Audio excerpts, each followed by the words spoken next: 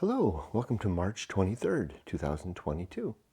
My name is Kurt, and this is my Good Life Meditation, a daily activity that I do just after I wake up, just after I get out of the shower, to remind myself of my life objectives and principles, and to see how I'm doing on a day-to-day basis, namely yesterday, last night, and then plan for the coming day.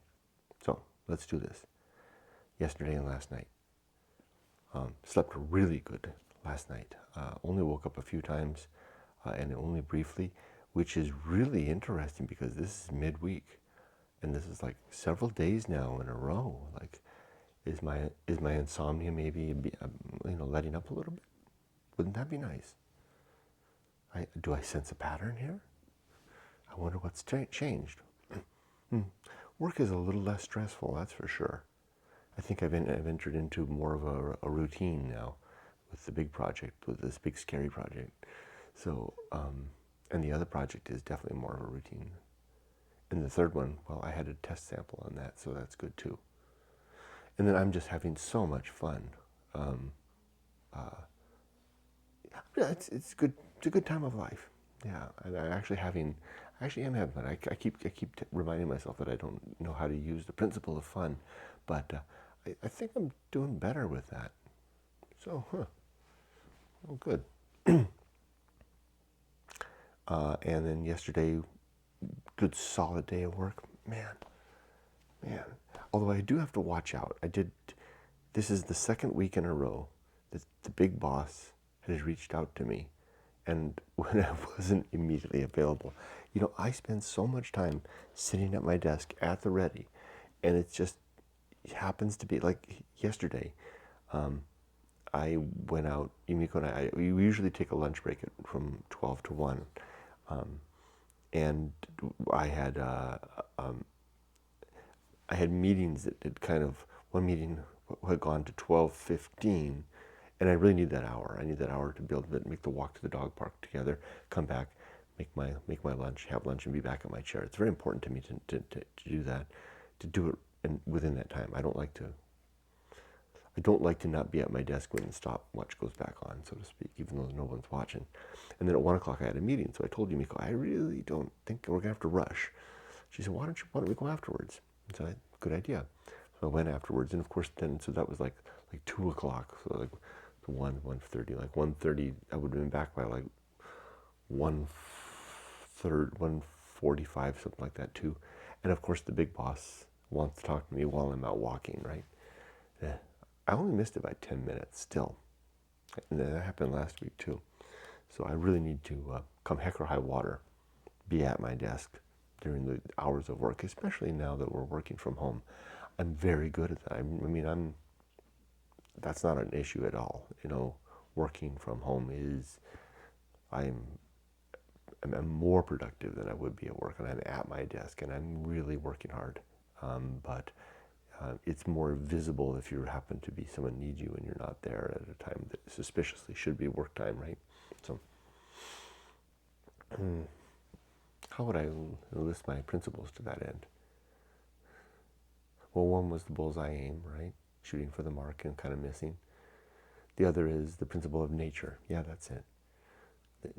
It is the nature of, at this point in time, in our society, the way it works right now, to be suspicious if someone's not answering at their desk during the work hours when they're working from home. So I should keep that in mind, that that's the nature of things, and adjust myself accordingly and say, well, today I'm just going to need a short lunch, or we're not going to be able to walk to the dog park, because that's just the way it is, because I don't want to be in that position anymore.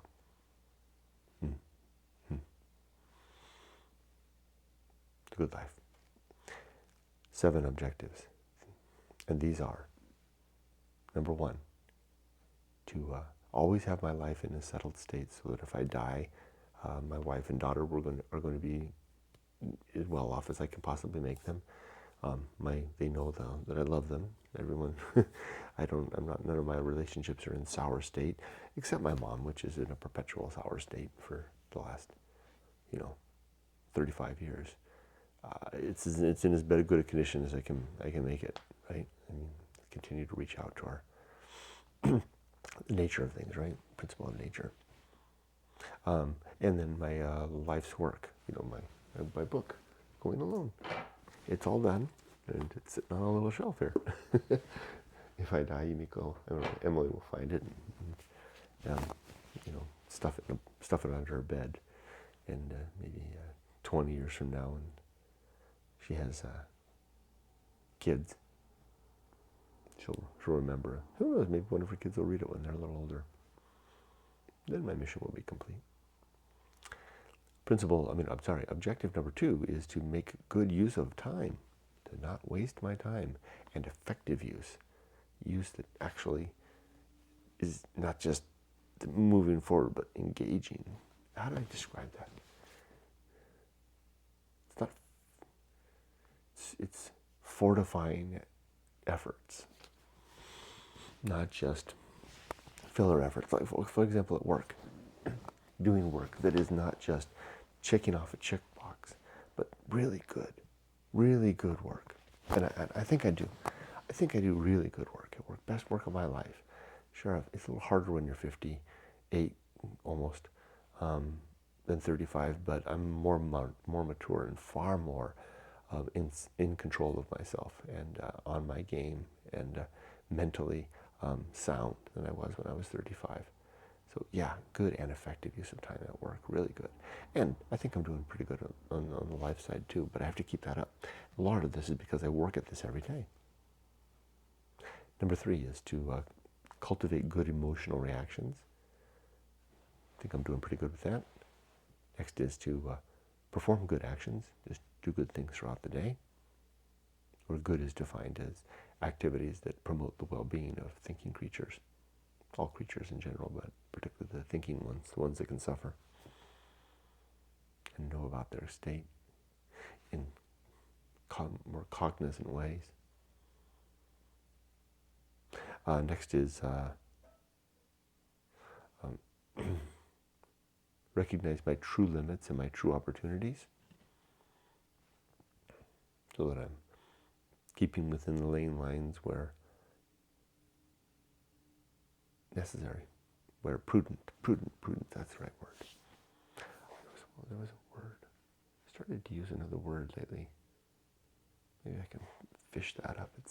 It's like a koi fish that's hidden under the walkway there. I can't see it right now. Maybe it'll swim back out. Anyway, the last objective is to do one thing at a time and do that thing slowly, to not multitask. Now my 30 principles. Number 1 is the principle of war, to always be fighting against everything that I think is true. 2, and everything that anyone else proposes that's true that seems important, because I don't want to believe things that are not true or accurate wherever as much as possible. Number 2 is to reason the sub-principles of suffering, simplicity, and honesty, objectivity, and doubt. Need a little coffee, do I? Reason is the perspective and the approach that I have to life that allows me to be dealing with the world in a more realistic manner. Number 3 is the principle of the homunculus, the suggestion that I have a consciousness, but I don't have a soul. Soul is an imaginary idea that we tell ourselves so that we can think that we're going to have a second chance and live forever. The next one, number 4, is the Anchorhold, the idea that our homunculus resides on an imaginary rock in a sea. And I only use this to envision how alone each of us really is. Even if we're in the bosom of our family, we're all ultimately alone. We can shout across the waves, but we can never be with one another truly. And then next is the home of good and evil. The suggestion that good, the concepts of right and wrong, good and evil, are opinions that we develop and maintain. They're not absolutes. There's no right or wrong written in the stars, as I like to say. Then comes the principle of purpose. My purpose are 3. This is biology, to be a good husband and father, virtue, to live a virtuous life, to pursue the well-being of thinking creatures, happiness, if you like. And then my mission is to, to promote the message of within going alone, and in particular, the Good Life Creed. Next is atomic principle. Everything is made of bits and pieces, coming together, falling apart, including you and me. Then the principle of nature. Everything has some particular nature, and it's good to recognize what that is and abide it. Like I mentioned earlier, the nature of working from home is that if you're not at your desk during work hours, it's suspicious, and I need to keep that in mind, and I will. I'll be at my desk during work hours, unless there's a compelling emergency, in which case I will remove myself.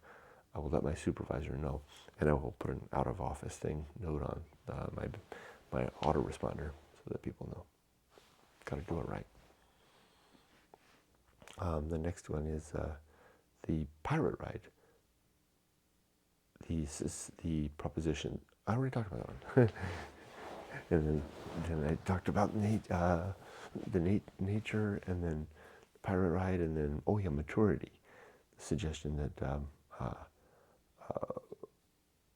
wisdom and fortitude constitute maturity. When we remember our past activities, our successes and failures, and then have the strength to pursue the strength to do better and to not repeat our mistakes. Next is the social principle. Human beings need one another. We're social creatures. And I'm looking forward to that. I'm having lunch with Joe and Heidi in Pasadena on Friday. Looking forward to that. A couple of friends of mine that I haven't seen for a while. Being social. And then after that comes, public speaking. To use few words, deliberate words, carefully chosen words, and to never gossip. And then the temperance, principle of temperance, and the sub-principles of suffering, simplicity, and apathy. Temperance is our controlled consumption of all things. And I was good. I didn't have too many cookies last night. I had just enough cookies. And I felt good for it. And I feel good today. Because yeah. The next is the horror show. The reminder that life is chock full of horror. And I can do what I can to help alleviate that. Then comes the Feast of Offal, which is the spewing out of the waste and byproduct of our untempered living. That's why I put it right after Temperance, or 2 after Temperance. No, and I skipped one, didn't I? Which is the one before that is that which must be borne, the principle of that which must be borne, which is my reminder that I have to carry. There's a lot of stuff I have to bear in life. The fact of the horror of life, the fact of the responsibilities that I've undertaken, the fact of the crippling reality, seemingly crippling reality of the frail, faulty man that I am. And I'll carry that forward, onward, continuing to climb up. That's another principle later on. Okay, then I talked about the Feast of Offal, kind of. We spew it out, make people uncomfortable and upset, and then we consume it back, and with eating popcorn while we're watching other people get upset, and it soils us. I don't want to engage in any of that. So I hold my upset in, and I find other ways. And when other people are upset, I'll offer comfort, but I won't be a voyeur, and I certainly won't find any satisfaction in the upset of others, or any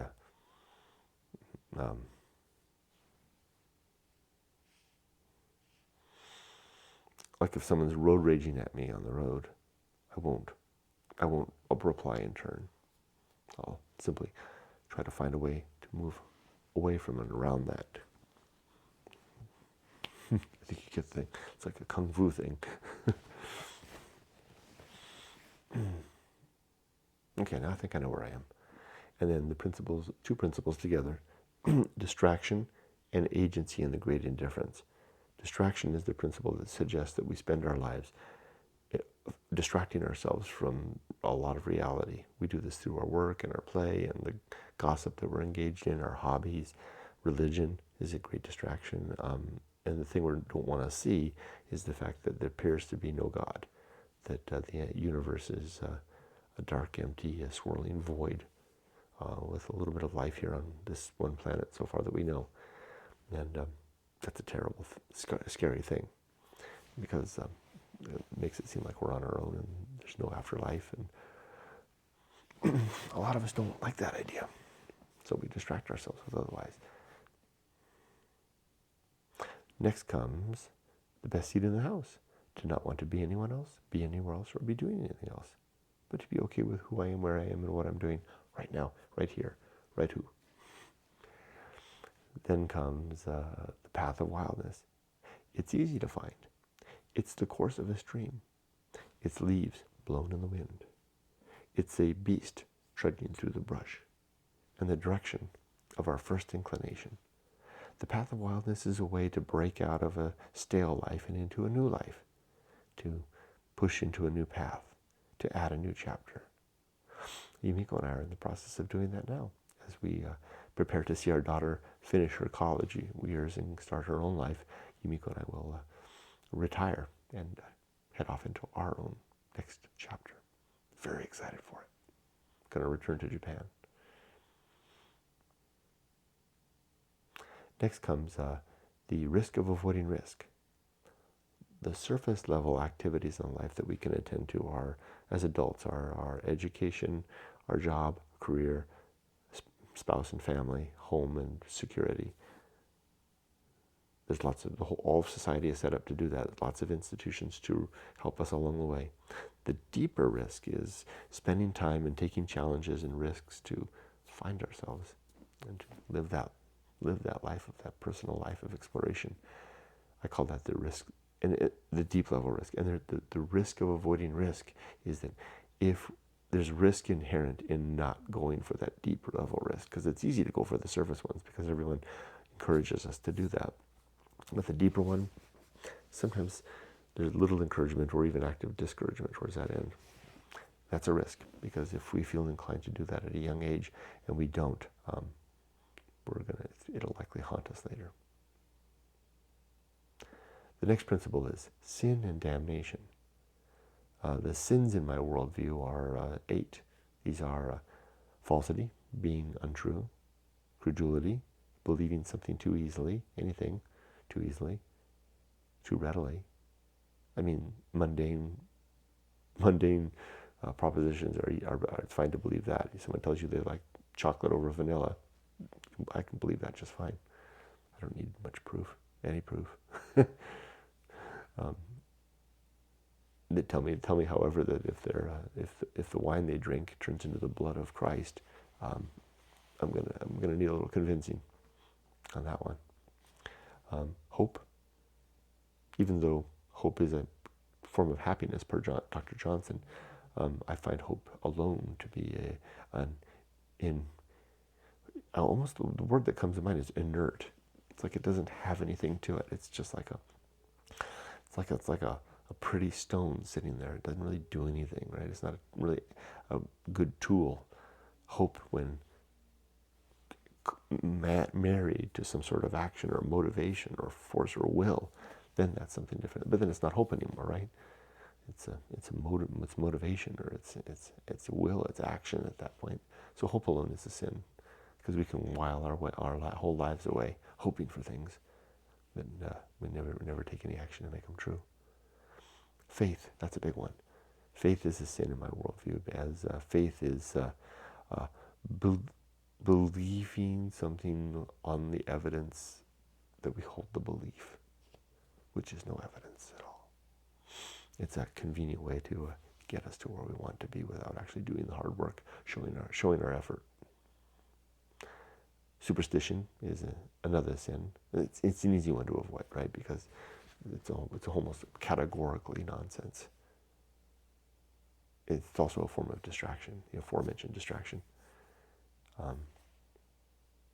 Authority, believing things because someone in a position of seeming power and influence suggests it's true, or some institution backs it up like that. Authority. So the power of authority is not reason enough to believe.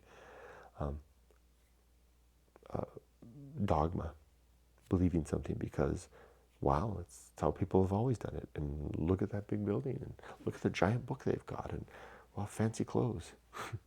It's not a good reason to believe. And then the last one is gossip again. Gossip is an awful sin. And the consequence of these sins is damnation in the here and now. Because we find ourselves believing things that may not be true, and doing things in the form of gossip that are dangerous and I want the word one come like soiling, dirtying to us. They ruin us. Gossip ruins. You hear the dog snoring.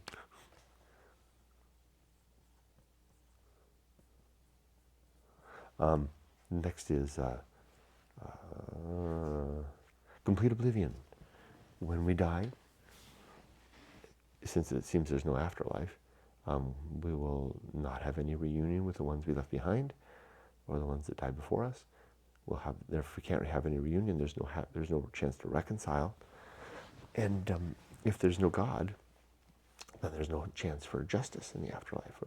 If there's no afterlife, there's no chance for justice either. So when we die, it appears that we are done for good. It's back to what we were like before we were born. But this time, it's for real and for good. Well, for good. It was real before too. But was it? Because we didn't exist. I guess that's not real either. It's for good. Okay, next is the Great Life Adventure. The suggestion to have one or more centerpiece experiences in life that form the adventure that our story can be told on. For me, it was the adventure of going alone. Although I've had many great life adventures.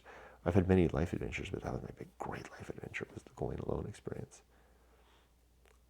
And then if you have a great life adventure, particularly, you can have it even if not, but if you do, then it's likely that at some point in your life, the muse will start to whisper in your ear. Not really, but you know what I mean.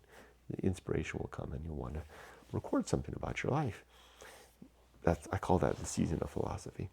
And the key thing is to do it while the iron is hot. Do it because the moment will pass and you won't have that chance anymore. At least those words will pass. If you wait, it'll be labored effort after that. One chance at the inspiration. Next comes the bullseye aim. Life is like a target. Shoot for the mark and usually miss. Then comes the principle called the uphill climb. Trudge, up, climb, up into the clouds. Wow, look at you. Don't forget to turn around and check the view. A lot of us don't do that. A lot of us dig in at an early stage in life, and like a hobbit hole, we remain there. And as Dr. Johnson says, paraphrasing, those who live in the same place and do the same thing aren't going to have much to say. And maybe that's okay. Maybe they don't want much to say. But if you keep climbing, you're going to have a lot to experience and a lot to say and remark on the marvelous vista that keeps unfolding and being discovered as we go higher. The next principle is the arena and utility. Life is an arena for the development of our objectives and principles and the execution of these towards better living. Arena and utility. Next after that is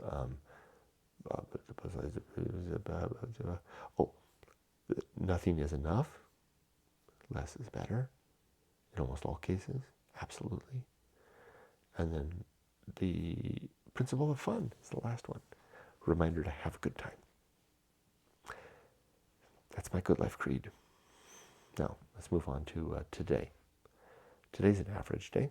I've got maybe 3 or 4 meetings, not too many. I'm waiting for one key email to come back from the project manager on the other side, my big project. If she responds in the way I'm hoping she will, then that'll really clear something up. Then I'll be moving forward. I have a couple of, there's one impromptu meeting, an important with a leader that I need to have that will really be helpful. I'll have to reorganize things a little bit. Yeah.